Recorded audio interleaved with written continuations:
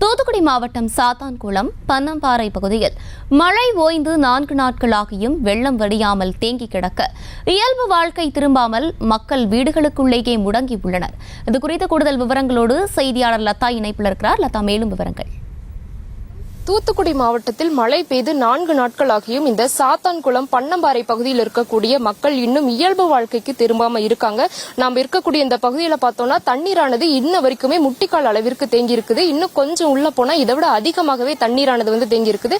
இந்த பகுதியில் மட்டும் 100க்கும் மேற்பட்ட குடியிருப்புகள் இருக்கு. ஒவ்வொரு வீட்டுக்குள்ளேயும் தண்ணீரானது போயிருக்கு. அதே மாதிரி வீடுகளில் இருந்த பொருட்கள்லாம் சேதமடைஞ்சிருக்கு. நிறைய வீடுகள் அந்த சுவரானது இடிஞ்சு விழுந்திருக்கு. மேலும் பார்த்தோம்னா இங்க இருக்கக்கூடிய ஒரு சில மக்கள் அருகே இருக்கக்கூடிய அவர்களுடைய உறவினர்களோட வீட்டுக்கு போய் அங்க தங்கியிருக்காங்க. மேலும் ஒரு சிலர் இங்கே தங்கி கொண்டு இருக்கக்கூடிய ஒரு நிலையும் இருக்குது. நம்மிடையே இந்த ஊர் பெண் ஒருவர் இணைஞ்சிருக்காங்க. அவங்க கிட்ட கேட்போம்.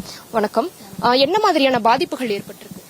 அதாவது எல்லா வீட்டுக்குள்ளயுமே தண்ணி போயாச்சு. தண்ணி இடுப்பு அளவுக்கு எல்லார் வீட்லயுமே தண்ணி இருக்கு. இப்ப பாத்தீங்கன்னா 4 நாள் ஆனதுக்கு அப்புறம் தான் இவ்வளவு வத்தி இருக்கு. முட்டி அளவுக்கு தண்ணி இருக்கு. இந்த முட்டி அளவு தண்ணியுமே சீக்கிரமா வத்துறதுக்கு ஏதாவது நீங்க ஏற்பாடு பண்ணி கொடுத்தீங்கன்னா எங்களுக்கு கொஞ்சம் நல்லா இருக்கும். மக்கள் எல்லாம் சின்ன சின்ன பிள்ளைகள், பெரிய பிள்ளைகள் எல்லாருமே இருக்காங்க தான் செய்றாங்க. அவங்களால இருக்க முடியல. குடிக்க தண்ணி கிடையாது, கரண்ட் கிடையாது. இத்தனை நாள் நாங்க 4 நாள் 5 நாளா சாப்பிடாம பட்னியா தான் கிடக்கும். நீங்க தான் ஏதாவது செஞ்சு எங்களுக்கு இது பண்ணி தரணும். நீங்க அப்படி தந்தாதான் நாங்க இதுல இருக்க முடியும். நைட் ஆனா சுத்தமா ஒண்ணுமே பள்ளி வருதா, பாம்பு வருதா, என்னது வருதுன்னே சொல்ல முடியல. அதெல்லாம் வராம நீங்க எப்படியாச்சும் இந்த இடத்துல தண்ணி ஃபுல்லா எங்களுக்கு வத்த தந்ததா கூட போதும். நாங்க எங்க எழுத நாங்க பாத்துக்கிடுவோம். இப்ப கூட அந்த தேவையில்லாம வெளியில அங்க சண்டை போடுறாங்களாம். சண்டை போடுறத கூட நீங்க சாப்பாடு கூட எங்களுக்கு வர மாட்டேங்குது. சாப்பாடு வர்றத கூட தடுத்து அங்க நிறுத்தி வச்சிருக்காங்க.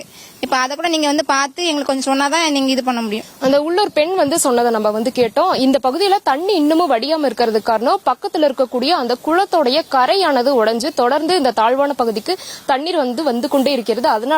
அதனால இந்த பகுதியில இப்ப வரைக்கும் தண்ணீரானது வடியாம இருக்கு.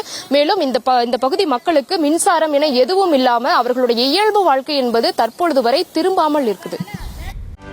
செய்திகளை உடனுக்குடனும் துல்லியமாகவும் தெரிந்து கொள்ள சப்ஸ்கிரைப் பண்ணுங்க.